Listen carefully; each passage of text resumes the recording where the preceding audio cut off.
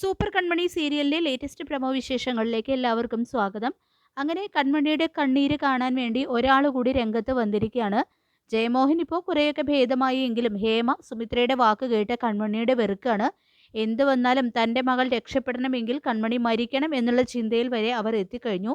എത്തിക്കാൻ സുമിത്രയ്ക്ക് കഴിയുകയും ചെയ്തു. ഇതൊന്നും അറിയാതെ നമ്മുടെ പാവം കൺമണി ചിരിക്കുടുക്ക ആകെ സന്തോഷത്തിലാണ്.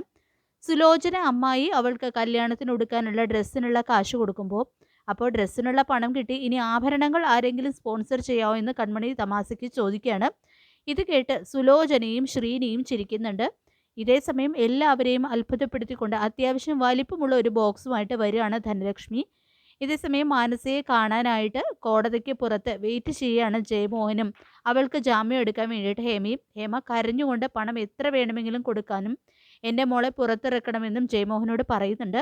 ധനലക്ഷ്മിയാണെങ്കിൽ ആഭരണങ്ങളൊക്കെ കൊടുക്കാൻ നോക്കുമ്പോൾ മനോജിനോട് ചോദിച്ചോ നീ, മനോജിനോട് കൂടി ആലോചിച്ചിട്ട് ഇത് വാങ്ങാമെന്ന് പറയുന്നുണ്ട് ശ്രീനിവാസൻ. അപ്പോൾ മോൻ സമ്മതിച്ചാലേ ഇത് വാങ്ങുമെന്നാണോ എന്ന് ചോദിക്കുകയാണ് കേട്ടോ ധനലക്ഷ്മി. ഇതിനിടയിൽ ആരും പ്രതീക്ഷിക്കാത്ത ഒരു കാര്യം സംഭവിക്കുന്നുണ്ട്. അതായത് മാനസയെ കോടതിയിലേക്ക് കൊണ്ടുവരികയാണ്. അവളെ പുറത്തിറക്കുമ്പോൾ ഒരു പോലീസുകാരിയെ തള്ളി മാറ്റി പുറത്തേക്ക് ഓടാൻ ശ്രമിക്കുന്നുണ്ട്. പക്ഷെ പോലീസുകാരെ വീണ്ടും ജീപ്പിൽ കയറ്റി കൊണ്ടുപോവാണ്. ഇത് കണ്ട് ആകെ വിഷമിച്ചു നിൽക്കുകയാണ് ജയമോഹനും ഹേമയും. കൺമണിയെ കൃഷി വിളിക്കുമ്പോൾ മാനസയുടെ കാര്യം സംസാരിക്കുന്നുണ്ട് അവർ.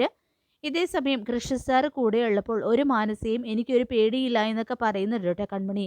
മാനസയുടെ ഈ കഷ്ടപ്പാടിനൊക്കെ കാരണം കൺമണിയാണെന്ന് വിശ്വസിച്ച ഹേമയാണെങ്കിൽ ആ കൺമണി അവൾ കരയാൻ തയ്യാറായി എടുക്കുന്നൊക്കെ ശപിച്ചുകൊണ്ട് പറയാണ്.